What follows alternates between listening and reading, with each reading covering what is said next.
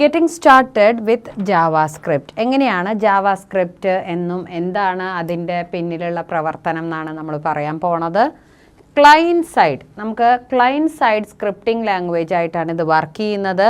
അപ്പോൾ validation of data at the client side it self.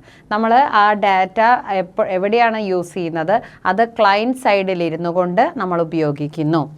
Reduces network traffic and work load on the server. ഈ client side scripting language ഉപയോഗിക്കുമ്പോഴുള്ള ഗുണം എന്താണെന്ന് വെച്ചാൽ നമുക്ക് എപ്പോഴും സെർവറിലേക്കാണ് നമ്മൾ ഈ വർക്ക് കൊടുക്കുന്നത്. അപ്പോൾ നെറ്റ്വർക്ക് ട്രാഫിക് പരമാവധി റെഡ്യൂസ് ചെയ്യാൻ നമുക്ക് സാധിക്കുന്നു. അതുവഴി സെർവറിലുള്ള വർക്ക് ലോഡിനും ഒരു കൺട്രോൾ ഉണ്ടാകുന്നു. Next server side scripting. Server side scripting എന്ന് പറഞ്ഞാൽ എന്താണ്?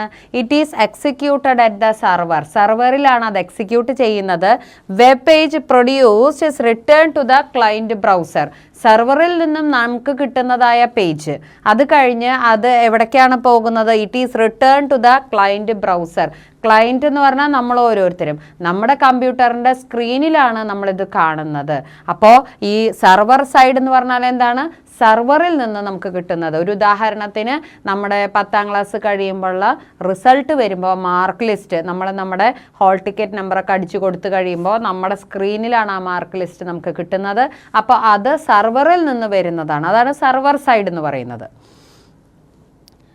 ഇനി സെർവർ സൈഡിലെ പ്രത്യേകത എന്താണ്? It interact with large volume of data. നമുക്കറിയാം ഇതുപോലെ റിസൾട്ട് വരുമ്പോൾ ലക്ഷക്കണക്കിന് കുട്ടികൾക്ക് അവരുടെ റിസൾട്ട് അവരുടെ ആ നമ്പർ അടിച്ചു കൊടുക്കുമ്പോൾ തന്നെ അവർക്ക് കിട്ടുന്നുണ്ട്. അപ്പോൾ അത്രയധികം ബൾക്ക് വോളിയൂം ഓഫ് ഡാറ്റയാണ് സെർവർ സൈഡിൽ വരുന്നത്. പക്ഷേ ക്ലയൻറ്റ് സൈഡിൽ അങ്ങനെയല്ല. ക്ലയൻറ്റ് സൈഡ് എന്ന് പറഞ്ഞാൽ എന്താണ്? നമ്മൾ ഓരോരുത്തരും ചെയ്യുന്ന വർക്കാണ്. അപ്പോൾ അത്ര അധികം നമുക്ക് ബൾക്ക് വോളിയൂം ഓഫ് ഡാറ്റയായിട്ട് നമ്മൾ ഡീൽ ചെയ്യേണ്ടി വരുന്നില്ല. നമ്മൾ നമ്മുടെ സിസ്റ്റത്തിൽ ഇരുന്നു കൊണ്ട് വർക്ക് ചെയ്യുന്നു. അപ്പോൾ വാലിഡേഷൻ ഓഫ് ഡാറ്റ, നമ്മൾ കൊടുക്കുന്ന ഡാറ്റയിൽ വരുന്ന കറക്ഷൻസും കാര്യങ്ങളൊക്കെ ക്ലയൻറ്റ് സൈഡിൽ തന്നെയാണ് വരുന്നത്. അപ്പോൾ നെറ്റ്വർക്ക് ട്രാഫിക് നമുക്ക് കുറയ്ക്കാൻ പറ്റുന്നു. അതുപോലെ തന്നെ വർക്ക് ലോഡ് സെർവറിൻ്റെ കുറയ്ക്കാനായിട്ട് നമുക്ക് സാധിക്കുന്നു. അതുകൊണ്ടാണ് ക്ലയൻറ്റ് സൈഡ് സ്ക്രിപ്റ്റിംഗ് നമ്മൾ കൂടുതലായിട്ട് ഉപയോഗിക്കുന്നത്. അപ്പോൾ നമുക്ക് ഇങ്ങനെയുള്ള ഗുണങ്ങളൊക്കെ ഉണ്ട്. സെർവർ സൈഡ് വരുന്ന സന്ദർഭങ്ങളിൽ നമ്മൾ സെർവർ സൈഡ് തന്നെയാണ് ഉപയോഗിക്കണേ. ഉദാഹരണത്തിന് ഇപ്പോൾ ഞാൻ നേരത്തെ പറഞ്ഞതുപോലെ ഓൺലൈനായിട്ട് ഫോം ഫില്ല് ചെയ്യുക, അതേപോലെ റിസൾട്ട് വരുന്ന സമയത്ത് ഇങ്ങനെയുള്ള ഓൺലൈനായിട്ടുള്ള വർക്കുകളെല്ലാം ചെയ്യുമ്പോൾ അതെല്ലാം സെർവർ സൈഡാണ്. അപ്പോൾ മാത്രമാണ് ഒരുപാട് ആൾക്കാർക്ക് ഇതുപോലെയുള്ള കാര്യങ്ങൾ ചെയ്യാനും അവരുടെ വർക്ക് കംപ്ലീറ്റ് ചെയ്യാനും അതെല്ലാം സെർവറിലേക്ക് എത്തിക്കാനും പറ്റുന്നത്. അപ്പോൾ അവിടെയൊക്കെ നമ്മൾ സെർവർ സൈഡ് സ്ക്രിപ്റ്റിംഗ് ആണ് ചെയ്യുന്നത്. Next heading, creating functions in JavaScript. Function എന്ന വാക്ക് നമുക്ക് വളരെ ഫെമിലിയർ ആയിട്ടുള്ളൊരു സാധനമാണ്. അപ്പോൾ നമുക്ക് ഇതുപോലെ തന്നെ നമ്മുടെ പ്രോഗ്രാമിലൂടെ നമുക്ക് സിമ്പിളായിട്ടുള്ള ടാസ്കുകൾ അല്ലെങ്കിൽ ടഫ് ആയിട്ടുള്ള ടാസ്കുകളെല്ലാം നമുക്ക് ചെയ്യാം. അപ്പോൾ അതിന് വേണ്ടിയിട്ട് നമുക്ക് വേണമെങ്കിൽ ഫങ്ഷൻസ് ആയിട്ട് അതിനെ നമുക്ക് തരംതിരിക്കാം. അപ്പോൾ എത്ര ഫങ്ഷൻസ് വേണമെങ്കിലും നമ്മുടെ പ്രോഗ്രാമിലൂടെ നമുക്ക് ഉൾപ്പെടുത്താവുന്നതാണ്. അപ്പോൾ ഒരു ഫങ്ഷൻ എങ്ങനെയാണ് നമ്മൾ എഴുതണേ നോക്കാം. ഫങ്ഷൻ എഴുതുമ്പോൾ എപ്പോഴും സ്റ്റാർട്ടിങ്ങിൽ തന്നെ ഫങ്ഷൻ എന്ന കീവേഡാണ് നമ്മൾ കൊടുക്കുന്നത്. എന്നിട്ട് അതിനുശേഷം നമ്മൾ ആ ഫങ്ഷൻ ഒരു പേര്, ഇപ്പോൾ ഇവിടെയാണെങ്കിൽ പ്രിൻ്റ് എന്നാണ് പേര് കൊടുത്തിട്ടുള്ളത്. അത് കഴിഞ്ഞ് നമ്മൾ അതിൻ്റെ അകത്ത് എന്താണ് നമുക്ക് ചെയ്യാനായിട്ട് ഉദ്ദേശിക്കണമെന്ന് വെച്ചാൽ ആ കാര്യം നമുക്കവിടെ എഴുതാം. അത് ഒരു സെൻറ്റൻസോ ഒന്നിൽ കൂടുതൽ സെൻറ്റൻസുകളോ അല്ലെങ്കിൽ കുറേയധികം സെൻറ്റൻസുകളോ ആയാലും കുഴപ്പമില്ല. നമ്മൾ എന്ത് ടാസ്ക്കാണ് നമുക്കവിടെ ചെയ്യാനായിട്ടുള്ളത് ആ ടാസ്കിന് ആവശ്യമായിട്ടുള്ള അത്രയും സ്റ്റേറ്റ്മെൻറ്റുകൾ നമുക്ക് അതിൻ്റെ അകത്ത് ഉൾപ്പെടുത്താവുന്നതാണ്. അപ്പോൾ അങ്ങനെ നമ്മൾ ആ സ്റ്റേറ്റ്മെൻറ്റുകൾ അവിടെ കൊടുത്തു കഴിഞ്ഞിട്ട് നമ്മളിതിനെ ക്ലോസ് ചെയ്യുകയാണ് ചെയ്യുന്നത്.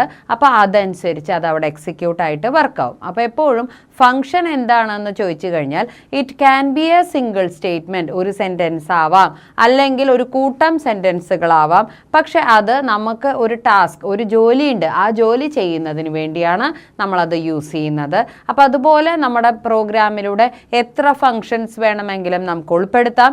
എന്നിട്ട് ഈ ഫങ്ഷനുകളിലൂടെ നമുക്ക് എന്താണോ ചെയ്യാൻ ഉദ്ദേശിക്കുന്നത് അത് നമുക്ക് ചെയ്യാനായിട്ട്. അടുത്തതായി നമ്മൾ പറയുന്നത് ഫങ്ഷൻ നമ്മൾ ഡിഫൈൻ ചെയ്യാനാണ് പഠിച്ചുകൊണ്ടിരിക്കുന്നത്. അപ്പോൾ ഈ ഫങ്ഷനെ ഡിഫൈൻ ചെയ്യുന്നത് ഹെഡ് സെക്ഷനിൽ തന്നെ വേണമെന്ന് നിർബന്ധമില്ല. നമുക്ക് വേണമെങ്കിൽ ബോഡി സെക്ഷനിലായാലും ഫങ്ഷനെ ഡിഫൈൻ ചെയ്യാം. ഫംഗ്ഷനെ ഡിഫൈൻ ചെയ്യുമ്പോൾ ശ്രദ്ധിക്കേണ്ട കാര്യം ഫംഗ്ഷൻ ഡിഫൈൻ ചെയ്യുന്നത് ഫംഗ്ഷൻ എന്ന കീവേഡോട് കൂടിയാണ്. അപ്പോൾ ഫംഗ്ഷൻ എന്ന് എഴുതണം. അത് കഴിഞ്ഞ് അതോടൊപ്പം പ്രിൻ്റ് എന്നുള്ള പേരാണ് ഇവിടെ കൊടുത്തിട്ടുള്ളത്. അപ്പോൾ ആ പ്രിൻ്റ് എന്ന് പറയുന്നത് ആ ഫംഗ്ഷൻ്റെ പേരിനെയാണ് സൂചിപ്പിക്കുന്നത്. അപ്പോൾ ഫംഗ്ഷൻ എന്ന കീവേഡ് അതോടൊപ്പം ആ ഫംഗ്ഷൻ്റെ പേര് പ്രിൻ്റ് എന്ന് കൂടി നമ്മളിവിടെ കൊടുക്കുന്നു. ഇനി നമുക്കിവിടെ ബോഡിയുടെ അകത്താണ് ഇപ്പോൾ നമ്മളിവിടെ കൊടുത്തിട്ടുള്ളത്. ഹെഡിൽ കൊടുത്തിട്ടുള്ളതാണ് നമ്മൾ നേരത്തെ കാണിച്ചത്. ഇനി ബോഡിയുടെ അകത്ത് കൊടുക്കുന്നത് നോക്കാം. അപ്പോൾ ബോഡിയുടെ അകത്ത് സ്ക്രിപ്റ്റ് ലാംഗ്വേജ് ഈക്വൽ ജാവാസ്ക്രിപ്റ്റ്, അത് കഴിഞ്ഞ് document dot write welcome to JavaScript, അത് ക്ലോസ് ചെയ്തു. അപ്പോൾ ഇവിടെ നമ്മൾ ആ ഫംഗ്ഷൻ തുടങ്ങി ഈ കർലി ബ്രാക്കറ്റ് ക്ലോസ് ചെയ്യുന്നത് വരെയാണ് ഈ ഫംഗ്ഷൻ എന്ന് പറയുന്ന സാധനം. അപ്പോൾ അത് അവിടെ ക്ലോസ് ചെയ്ത് കഴിഞ്ഞാൽ സാധാരണയായിട്ട് നമ്മൾ വിചാരിക്കും ഫംഗ്ഷൻ എഴുതി കഴിഞ്ഞു, അപ്പോൾ ആ ഫംഗ്ഷൻ നമ്മളവിടെ കൊടുത്തിട്ടുണ്ടല്ലോ.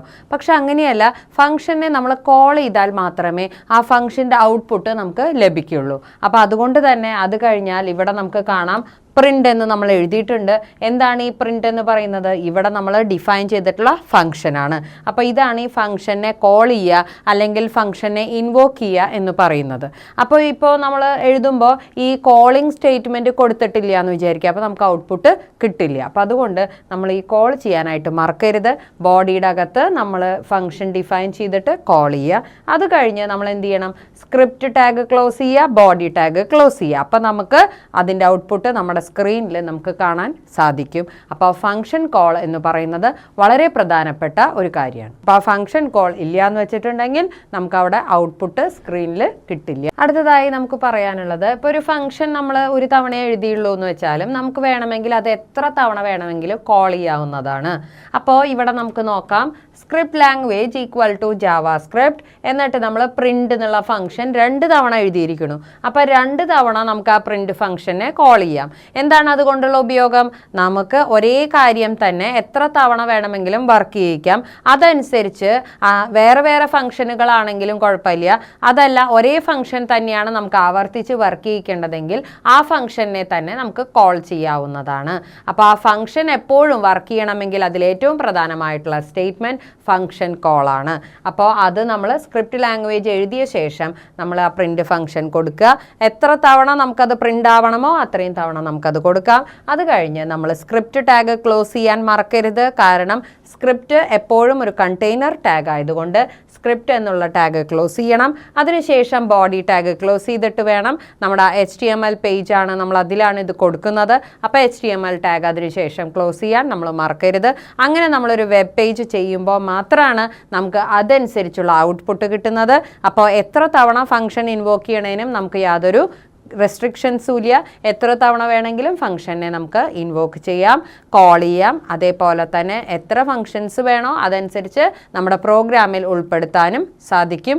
പ്രോഗ്രാം വലുതാവും എന്നേ ഉള്ളൂ, അല്ലാതെ അതുകൊണ്ട് നമുക്ക് ഒരു തരത്തിലുള്ള പ്രശ്നങ്ങളില്ല. കാരണം ഫംഗ്ഷൻ കോൾ ചെയ്യുന്ന സമയത്താണ് ഫംഗ്ഷൻസ് വർക്കാവുന്നത്. മെമ്മറിയിൽ അതവിടെ സ്റ്റോറായി കിടന്നോളും. അപ്പോൾ നമുക്ക് അതനുസരിച്ച് നമ്മുടെ പ്രോഗ്രാമിനെ കൂടുതൽ നമുക്ക് ഓപ്ഷൻസ് വെക്കാനൊക്കെ ഇതുകൊണ്ട് നമുക്ക് സഹായം. ഒരു വെബ് പേജിലൂടെ നമ്മൾ എങ്ങനെയാണ് ഒരു ഫംഗ്ഷനെ ഇൻക്ലൂഡ് ചെയ്യണമെന്ന് നോക്കാം.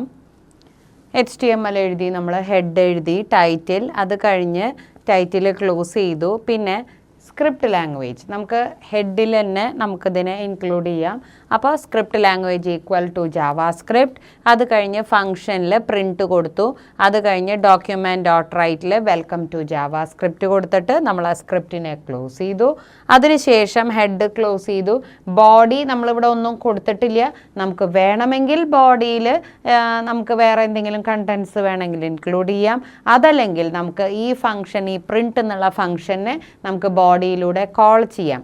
അപ്പോൾ അങ്ങനെ നമ്മൾ കോൾ ചെയ്യുമ്പോൾ നമ്മുടെ ബോഡിയിൽ നമുക്ക് ആ പ്രിൻ്റ് ഫംഗ്ഷനിലൂടെ എന്താണോ എക്സിക്യൂട്ട് ആവേണ്ടത് അതിനെ നമുക്ക് എക്സിക്യൂട്ട് ചെയ്യിക്കാം. അപ്പോൾ നമുക്ക് റിസൾട്ടായിട്ട് നമ്മുടെ ഔട്ട്പുട്ട് സ്ക്രീനിൽ കാണാനായിട്ട് സാധിക്കും.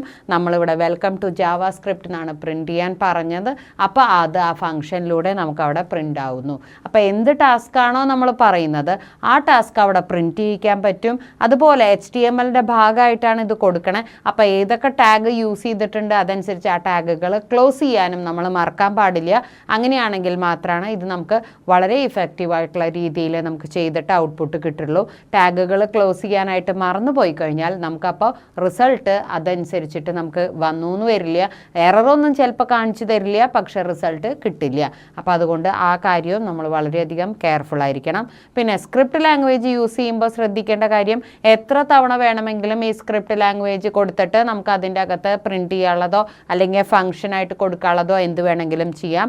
ഓരോ തവണ സ്ക്രിപ്റ്റ് ലാംഗ്വേജ് ചെയ്ത് കഴിഞ്ഞാൽ സ്ക്രിപ്റ്റ് ക്ലോസ് ചെയ്യുക, പിന്നെ വീണ്ടും സ്ക്രിപ്റ്റ് ലാംഗ്വേജ് ഓപ്പൺ ചെയ്തിട്ട് ബാക്കി ഓരോന്നായിട്ട് ടാസ്കുകൾ കൊടുക്കാം, എന്നിട്ട് സ്ക്രിപ്റ്റ് ലാംഗ്വേജ് ക്ലോസ് ചെയ്യാം. അങ്ങനെ നമുക്ക് എത്ര തവണ വേണമെങ്കിലും ഇത് യൂസ് ചെയ്യാവുന്നതാണ്. എന്നിട്ട് ആ ഫംഗ്ഷനെ നമ്മൾ കോൾ ചെയ്യണം. അതാണ് നമുക്കിപ്പോൾ ബോഡിയുടെ അകത്തൊക്കെ കോൾ ചെയ്യാം. അപ്പോൾ നമുക്ക് ആ ബോഡിയിൽ അത് പ്രിൻ്റായിട്ട് വരുന്നു. അപ്പോൾ ഔട്ട്പുട്ട് സ്ക്രീനിൽ നമുക്കിതുപോലെ കിട്ടും.